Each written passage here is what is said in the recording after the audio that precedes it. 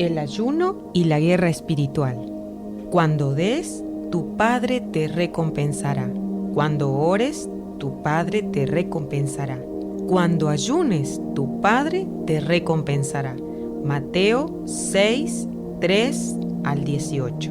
Jesús dejó bien en claro que existe una recompensa para quienes practican las disciplinas espirituales de dar, orar y ayunar.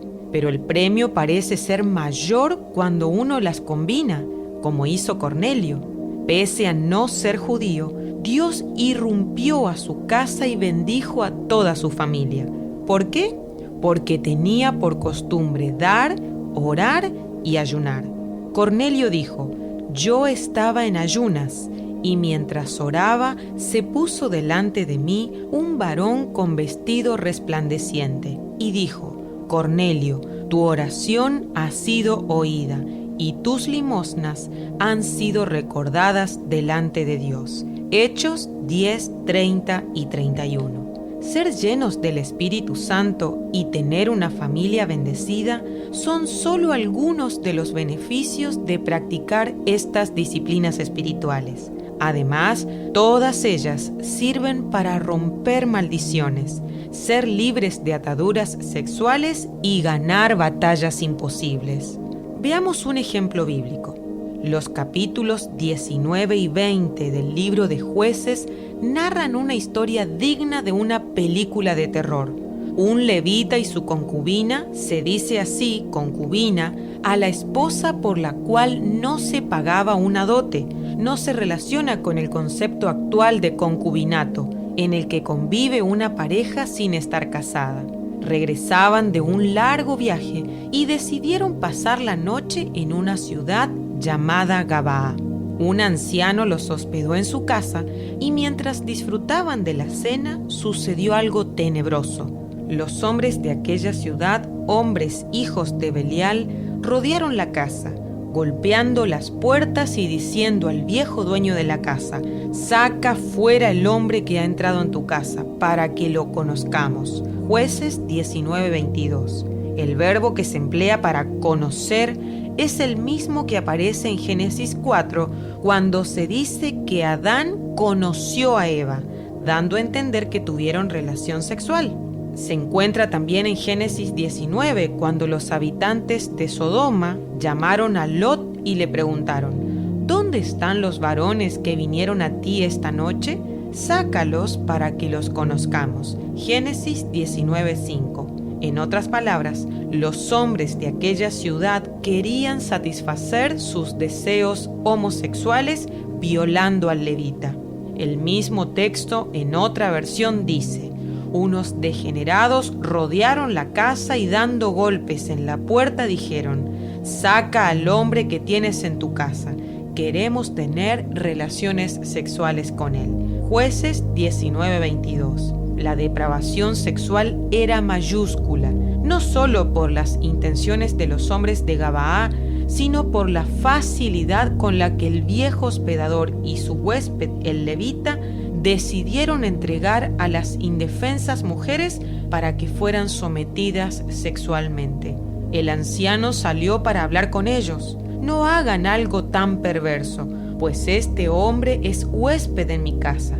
Miren, llévense a mi hija virgen y a la concubina de este hombre. Yo se las sacaré y ustedes podrán abusar de ellas y hacerles lo que quieran. Jueces 19, 23 y 24. La historia cuenta que violaron a la concubina durante toda la noche, hasta que finalmente amaneció muerta a la puerta de la casa. Su despreocupado esposo tomó el cuerpo, lo partió en pedazos y lo envió a cada tribu de Israel para encender la indignación del resto de la nación e incitarlos a la venganza. La Biblia nos relata que aquellos que quisieron violentar sexualmente al levita y que finalmente abusaron sin piedad a la mujer eran hijos de Belial. Pablo aclara que Belial es Satanás. ¿Qué armonía hay entre Cristo y Belial? 2 Corintios 6:15. O como dice otra versión: ¿qué armonía puede haber entre Cristo y el diablo? Existe una relación muy estrecha entre el mundo demoníaco y la perversidad sexual. Son verdaderas fortalezas espirituales las que operan detrás de los movimientos que en la actualidad se han levantado para arruinar, denostar y denigrar nuestras creencias bíblicas de la sexualidad. Los que defienden la integridad sexual de los niños oponiéndose al abuso infantil, los que abogan por la complementariedad del hombre y la mujer, los que conciben al matrimonio heterosexual como pacto permanente delante del Señor y defienden la vida a partir de la concepción, libran una batalla espiritual contra fortalezas demoníacas. Volviendo al relato bíblico, el anciano trató de razonar con los degenerados que querían violar al hombre sin lograr cambio alguno. Esa es una prueba bíblica de que no ganaremos la batalla tratando de convencer a quienes resisten el diseño divino de la sexualidad y la familia. Tocar las puertas de políticos o legisladores corruptos que no representan al pueblo sino a sus propios intereses políticos, o argumentar con actividades que quieren limitar nuestra libertad de creencia y nuestra libertad de expresión no servirá. Nos dicen que debemos vivir nuestra fe de puertas hacia adentro. ¿No vivimos en un estado de derecho e igualdad? Uno no dimensiona la realidad de que muchas personas operen bajo la influencia satánica, pero eso es lo que sucede.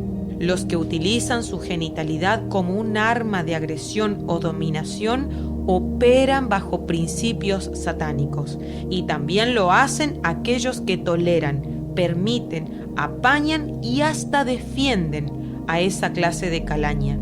La mujer que hace la vista a un lado mientras su esposo, novio o concubino se aprovecha sexualmente de sus hijos, el magistrado que suelta a los pedófilos y los legisladores que promueven leyes anti-Dios son tan hijos de Belial como el que comete el hecho.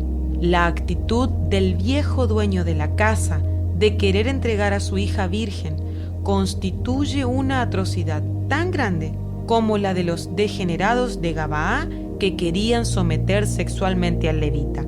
Oh Israel, desde los tiempos de Gabaá hay tan solo pecado y más pecado. ¿No has mejorado en absoluto? ¿Acaso no fue justo que los hombres perversos de Gabaá fueran atacados? Oseas 10:9.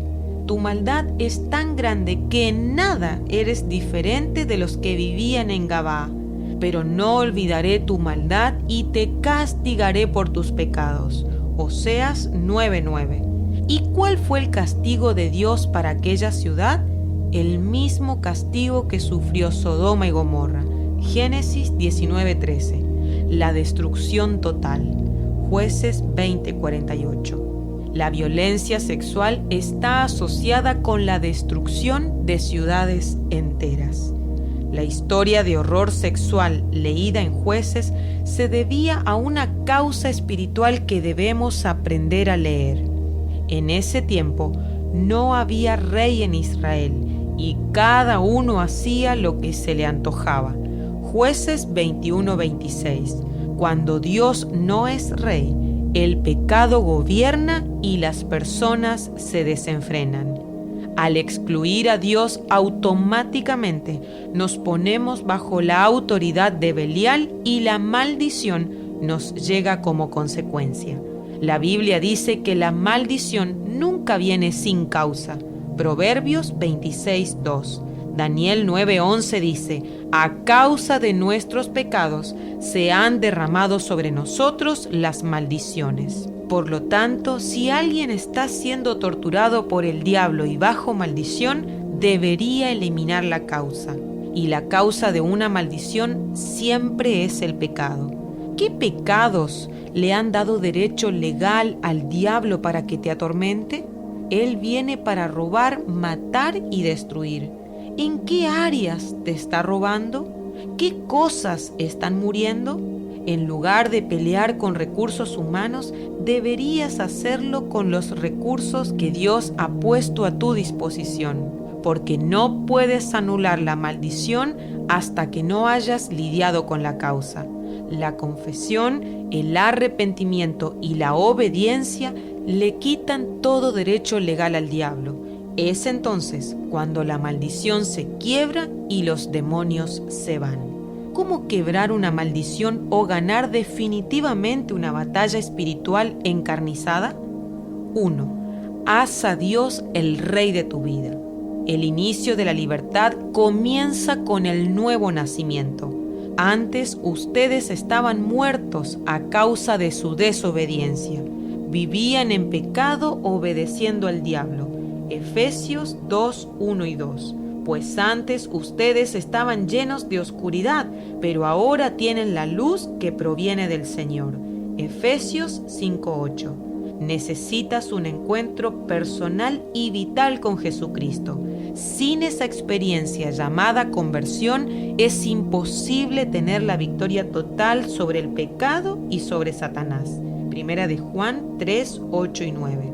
No puedes ser libre de una atadura sexual o maldición sin aceptar voluntariamente el señorío de Jesús. La Biblia afirma: todo lo puedo en Cristo que me fortalece. Filipenses 4:13. 2. En segundo lugar, es necesario confesar, arrepentirse y apartarse de todo pecado. Si la puerta no se cierra, el diablo continúa entrando, robando, saqueando y contaminando. Es imprescindible e insustituible este paso de confesión, arrepentimiento genuino y abandono definitivo del pecado. 3. Por último, emplea los recursos espirituales de la oración y el ayuno para que tu liberación sea definitiva y duradera. Jesús dijo que algunos demonios testarudos no se van sino con ayuno y oración. Marcos 9, 28 y 29. Es curioso el hecho de que el ayuno jugó un papel fundamental para derrotar a un pueblo repleto de perversión sexual. Lo que no pudieron lograr la unidad, la oración y las lágrimas, se tornó posible cuando agregaron ayuno y ofrendas voluntarias. Subieron todo el pueblo y fueron a la casa de Dios. Ayunaron aquel día hasta la noche y ofrecieron holocaustos y ofrendas de paz. Entonces, el Señor ayudó al ejército de Israel a derrotar a los hombres de Benjamín. Jueces 20, 26 y 35.